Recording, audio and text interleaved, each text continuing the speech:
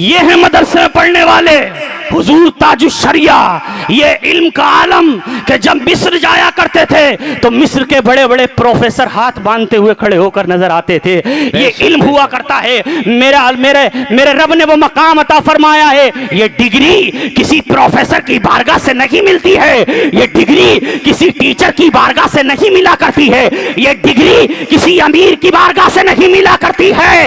इल्म की डिग्री मिला करती है तो मदीने वाले मुस्तफा की जानिब से मिला करती है, और मुस्तफा चुन लिया करते हैं, और जिसको मुस्तफा चुन लेते हैं उसे गिराने वाला कोई पैदा नहीं हुआ है। ये मेरे नबी के मुंतखब किए हुए हैं, ये उलमाए किराम हैं। अल्लाह अकबर। हजरत सुलेमान अलैहिस्सलाम, जरा मोहब्बत से बोलें सुभान अल्लाह। हजरत सुलेमान अलैहिस्सलाम को अल्लाह तबारक व तआला ने इख्तियार दिया, ए मेरे सुलेमान क्या लेना चाहते हो? नबुव्वत कौन सी लेना चाहते हो? दौलत वाली लेना चाहते हो या गरीबी वाली लेना चाहते हो? अल्लाह अकबर। हजरत सुलेमान अलैहिस्सलाम ने नबुव्वत की जब बात आती है तो हजरत सुलेमान को ऑप्शन दिया गया, इल्म ले लो, दौलत ले लो या बादशाहत ले लो। हजरत सुलेमान अल्लाह के नबी हैं, अर्ज करते हैं मेरे मौला मुझे बादशाहत नहीं चाहिए, मुझे दौलत नहीं चाहिए, मुझे तो इल्म चाहिए। सुभान अल्लाह। मुझे इल्म चाहिए।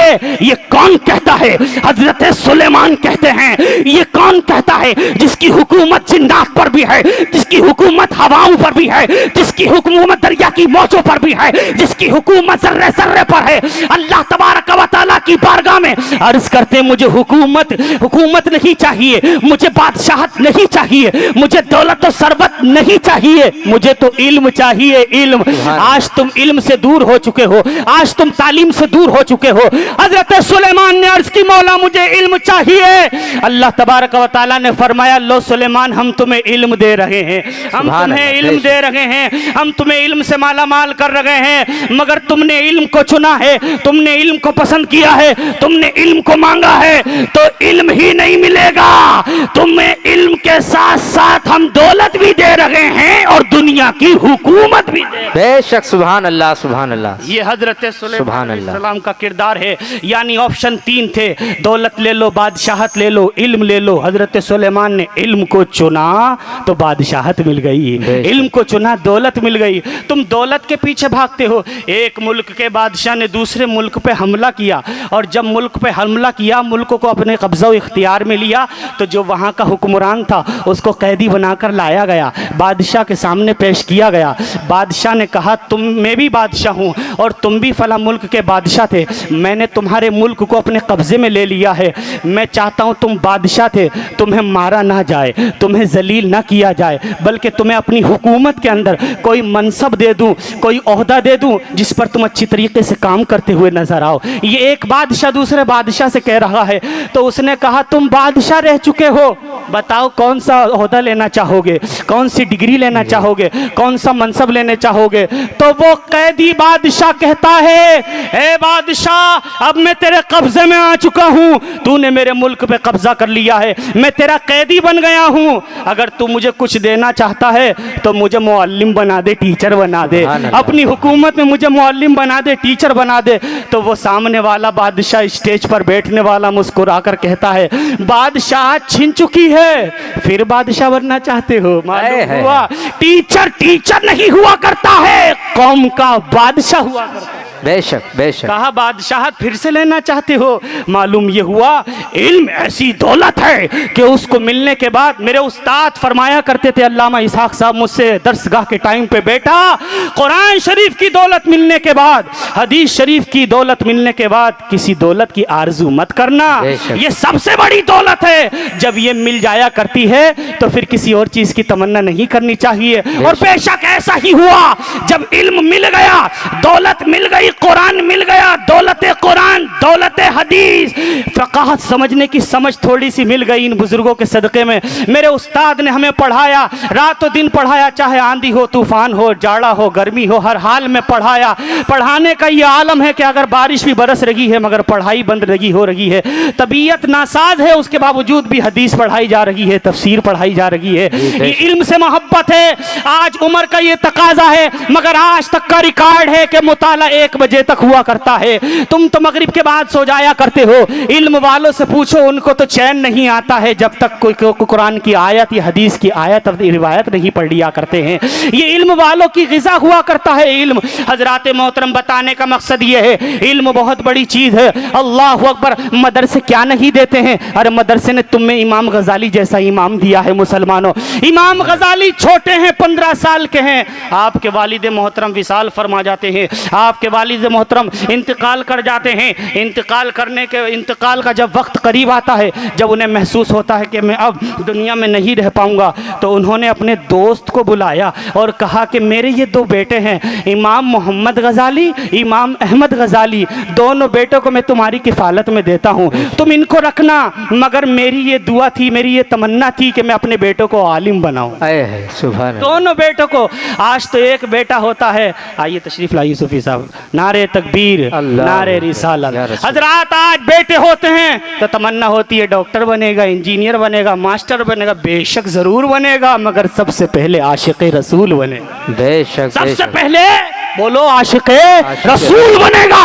इमाम गजाली के वालिद मोहतरम कहते हैं, मैं अपने दोनों बेटों को आलिम बनाऊंगा, आलिम दीन का आलिम बनाऊंगा। अल्लाह अकबर। दोस्त के ऊपर जिम्मेदारी दे दी। कोई दौलत नहीं थी, कोई सरमाया नहीं था, थोड़ा बहुत सामान था। आपने अपने दोस्त को दे दिया और कहा मेरे बच्चों पे खर्च करना, मेरे बच्चों को पढ़ाना, कुरान पढ़ाना, हदीस पढ़ाना, सब कुछ पढ़ाना।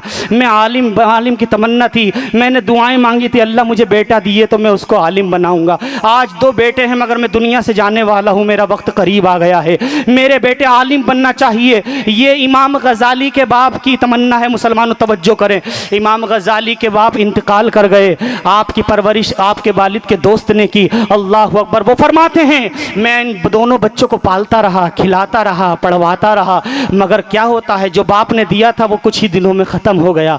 मेरे भी हालात खस्ता थे, कैसे पढ़ाता, कैसे आगे बढ़ाता। तो मैंने सोचा क्या किया जाए, इन बच्चों को कैसे आलिम बनाया जाए। तो कहा अब कुछ नहीं है, दाम दिरहम नहीं है, दौलत सरबत नहीं है, जायदाद मकानात नहीं है, कुछ भी नहीं है, मगर बच्चों को पढ़वाना ज़रूरी है। बाप की वसीयत है, बाप इंतकाल कर चुका है, बच्चों को आलिम बनाना ज़रूरी है, बाप की ख्वाहिश थी। उस दोस्त ने इन दोनों बच्चों को पकड़ा, गोद में उठाया और मदरसे में लेकर पहुंच जाते हैं। सुभान अल्लाह। और मदरसे में जाकर मदरसे के मौलवी से कहते हैं, दोनों बच्चों को तुम्हारे हवाले करता हूँ, इनके बाप की वसीयत थी ये आलिम बन जाएं, मेरे पास रुपया पैसा नहीं है जो मैं खर्च करके इन्हें पढ़ा दूँ। अब तुम ही इन्हें पालोगे, तुम ही इन्हीं पर खर्च करोगे और तुम ही इन्हें कुरान और हदीस पढ़ाओगे। मदरसे में दोनों बच्चे आते हैं, बड़ी शान से आते हैं, मदरसे में रहकर पढ़ते हैं। अल्लाह तबारक व तआला ने वक्तन फ़वक्तन उनको इल्म देता रहा। मेरा मौला उन पे नवाजिशें होती रही, करम की बारिश होती रही। एक दिन वो आया कि इमाम मोहम्मद इमाम गजाली बन गए, दुनिया के बहुत बड़े आलिम बन गए। ऐसे इमाम बने। इमाम किसने बनाया? आलिम किसने बनाया? मदरसे ने बनाया। अगर मदरसे नहीं होते तो उम्मत के लिए गजाली जैसा इमाम भी नहीं होता। ये मदरसे थे, जो मदरसे की वजह से बड़े बड़े उलमा तैयार हुए हैं। इमाम गजाली ऐसे इमाम बने कि जब इल्म का पैकर हासिल हो जाता है, इल्म के समंदर में गोता लगाते हैं, कलम उठाकर इह्याउल उलूम को तैयार कर देते हैं। ऐसी किताब लिखते हैं जो गौसे रसूल आजम की बारगाह में मकबूल है, सिद्दीक अकबर की बारगाह में मकबूल है, उमर फारूक आजम की बारगाह में मकबूल है। मुसलमानों, मैं अपनी तकरीर को बस समेट रहा हूँ, मगर मैं आपकी नजर करना चाहता हूँ, उलमा से नफरत मत करना। आप ही के वक्त में एक इमाम है जिनका नाम है अबुल हसन अली मोहम्मद बिन हिरजम, अल्लाह अकबर। वो ऐसे आलिम हैं, उन्होंने इमाम गजाली की किताब पर एतराज़ किया कि ये किताब जो है ये कोई काबिल कबूल किताब नहीं है, ये दुरुस्त नहीं है, ऐसा लगता है जैसे ये खिलाफ सुन्नत के मुताबिक लिखी गई है। ये सुन्नत के मुताबिक नहीं लिखी गई है, ये नबी की सुन्नत के खिलाफ लिखी गई है। यानी एक मौलवी ने, एक इमाम ने एक इमाम की किताब पर एतराज़ कर दिया। तुम तो गालियाँ देते हो मौलवियों को, तुम तो हाफिज़ों की तौहीन करते हो, उलमा को जलील समझते हो। अरे आलिम को जलील समझना तो बहुत दूर की बात है, अगर उसकी लिखी हुई किताब को भी जलील समझ लिया तो अंजाम क्या होगा, इस वाक़ये से मुलाहजा फरमाओ। जाओ। एक किताब को कम हकीर समझा, अल्लाह अकबर, और ये फैसला कर लिया हम इस किताब को जुमे के दिन जामे मस्जिद के अंदर रखकर जलाएंगे, दुनिया वालों को दिखा देंगे ये किताब गलत लिखी हुई है, हमें इसे जलाना है। अल्लाह अकबर, जुमा नहीं आया, जुमे की रात आ गई। वो इमाम जो जलाने चले थे, वो इमाम वो मौलवी जो जलाने चले थे, जब वो रात को सोते हैं, सुबह को जलाना था, जुमे का दिन था, आने वाला था, जुमे के दिन जामे मस्जिद में किताब जलनी थी। रात के सन्नाटे के अंदर वो इमाम ख्वाब में क्या देखते हैं कि मुस्तफ़ा तशरीफ है, सुभान अल्लाह। नबी आज़म जलवागर हैं, दाएं पहलू में सिद्दीक़ अकबर बैठे हुए हैं, बाएं पहलू में इल्म का अलंबरदार, इंसाफ का पैकर उमर फारूक आज़म बैठे हुए हैं। दोनों सहाबियों के साथ नबी जलवागर हैं। और जिस किताब को जलाने की बात की जा रही थी, उस किताब का राइटर, उस किताब का मुसन्निफ, जिसको कहते हैं इमाम गजाली, नबी आज़म के सामने हाथ बांध कर खड़े हुए हैं और अर्ज करते हैं, या रसूल अल्लाह, मैंने ये किताब लिखी है जिसका नाम इह्याउल उलूम है। मेरे आका, मैंने ये किताब लिखी है, नियत तो मेरी ये थी कि ये किताब सुन्नत के मुताबिक लिखूंगा, और बेशक लिखी है, मगर लोग पता नहीं क्या इस पे तानाजनी करते हैं, आका इस पे एतराज़ करते हैं। मेरे आका, ये किताब है, आप इसको चेक कर लीजिए। मुस्तफ़ा आलम ख्वाब में चेक कर रहे हैं और नबी फरमाते हैं, ख्वाब के अंदर जिसने मुझे देखा उसने मुझे ही देखा, सुभान अल्लाह, क्योंकि मेरी शक्ल शैतान नहीं इख्तियार कर सकता, शैतान का जोर नबियों पे नहीं चला करता है। गो तो मतलब ये वाज़ेह है कि ख्वाब में जिसने नबी को देखा, हकीकत में नबी ही को, बेशक, सुभान अल्लाह, सुभान अल्लाह। इमाम गजाली नबी को देख रहे थे। और ये ख्वाब देख कौन रहा है? वो मौलाना जो किताब जलाने की बात कर रहे थे। क्या देखते हैं कि जिसकी किताब जलाना चाहता था वो तो खड़ा हुआ है नबी के सामने और अर्ज करता, या रसूल अल्लाह, किताब चेक कर लीजिए। नबी आज़म ने इह्याउल उलूम को खोला, एक पन्ना देखा, दूसरा देखा, तीसरा देखा, पूरी किताब नबी आज़म ने एक एक वरक पलट पलट कर देखी। सुभान अल्लाह, ख्वाब में नबी उस किताब को चेक कर रहे हैं। नबी ने चेक कर ली, नबी ने फरमाया, सुभान अल्लाह, सुभान अल्लाह, ए मेरे बेटे, मेरे लखते जिगर, ये किताब तो बहुत उम्दा है, उम्मत के लिए तुमने बड़ा तोहफा, बड़ा नायाब तोहफा तैयार किया है, बड़ी प्यारी तसनीफ है। हजरत सिद्दीक़ अकबर अर्ज करते हैं, या रसूल अल्लाह, फिदा का उम्मी वाबी, आका इजाजत हो तो मैं भी देख लूं इस प्यारी तसनीफ को। नबी ने फरमाया, लो सिद्दीक, तुम भी देखो। अल्लाह अकबर, सदाकत का लंबरदार इह्याउल उलूम को खोलता है। खोलने के बाद में देखता है, एक एक वरक पलट के उन्होंने भी देखा। इमाम गजाली खड़े हुए हैं क्योंकि किताब चेक हो रही है। सिद्दीक़ अकबर ने चेक की, पूरी किताब चेक करके कहा, सुभान अल्लाह, तमाम तारीफें उस अल्लाह के लिए जिसने इमाम गजाली जैसे शख्स को पैदा फरमाया, बहुत उम्दा किताब है। फारूक आजम कहते हैं, अगर इजाजत हो तो मैं भी देख लूं, सुभान अल्लाह, मैं भी देख लूं। अल्लाह अल्लाह, ये ख्वाब का आलम है। नबी आजम तशरीफ फरमा है, फारूक आजम देखते हैं, एक एक वरक पलट के देखा, सब कुछ देखा, सब कुछ सही निकला।